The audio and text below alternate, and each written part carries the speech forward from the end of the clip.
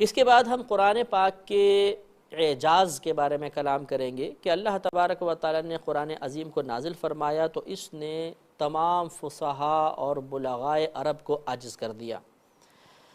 ایک ایسی پاکیزہ کتاب کہ جس کی نظیر لانا ممکن نہیں، جو خالصتاً اللہ کا کلام ہے، اس کی کوئی نظیر نہیں لا سکتا، اس میں کسی قسم کی مداخلت بیجا کا امکان نہ ہو، یقیناً وہی ہدایت حاصل کرنے کے قابل ہے۔ اللہ تبارک و تعالی نے قرآن عظیم میں ان تینوں امور کو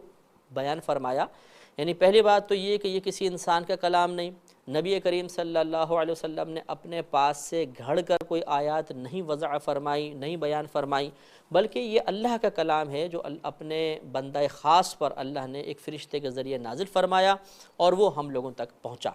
لہذا جو حقیقتاً اللہ کا کلام ہے اس میں کوئی شک کی گنجائش نہیں، اسی سے ہدایت حاصل کرنی چاہیے۔ اللہ تبارک و تعالیٰ سورہ نساء آیت نمبر 82 میں ارشاد فرماتا ہے کہ افلا یتدبرون القرآن ولو کان من عند غیر اللہ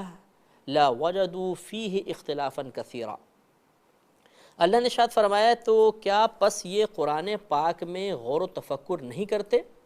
اگر یہ قرآن عظیم اللہ تبارک و تعالیٰ کی کسی غیر کے پاس سے آتا تو ضرور یہ لوگ اس میں اختلاف کثیر پاتے، یعنی اس کی باہم آیات میں ٹکراؤ ہوتا، باتوں میں ٹکراؤ ہوتا، مختلف امور میں ٹکراؤ نظر آتا، کیونکہ نقص بندے کا خاصہ ہے،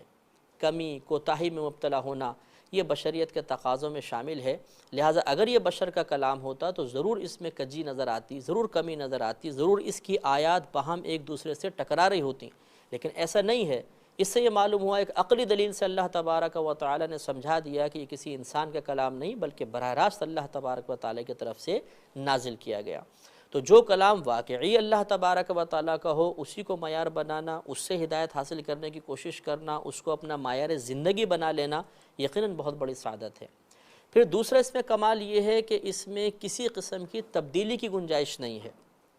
اب یہ ہو سکتا تھا کہ اللہ کا کلام نازل ہوا اور اللہ تبارک و تعالیٰ کے اس کلام میں کسی نے بیجا تصرف کر لیا تو یہ عین ممکن ہے کہ انسان ہدایت سے گمراہی کی طرف چلا جائے۔ پچھلی کتب میں ایسا ہی ہوا۔ یہ مسئلہ اچھی طرح ذہن میں رکھیے گا کہ پچھلی آسمانی کتابیں امتیوں کو حفظ نہیں ہوتی تھیں، صرف انبیاء علیہ السلام اس کے حافظ ہوتے تھے۔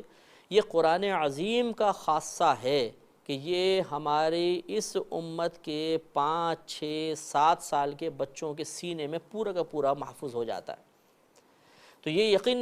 یقیناً یہ بات ہمیں ماننی پڑے گی، قرآن پاک کا حفظ کرنا یہ ہمارا ذاتی کمال نہیں ہے، یہ اللہ تبارک و تعالیٰ کی قدرت عظیمہ کا ایک اظہار ہے، ایک قدرت عظیمہ کا ظہور ہے کہ اللہ تبارک و تعالیٰ اپنے کرم سے، اپنے فضل سے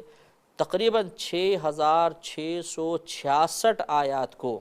اور ایسی عبارات جو ہماری مادری زبان بھی نہیں ہیں وہ ایک بچے کے سینے میں محفوظ ہو جاتی ہیں۔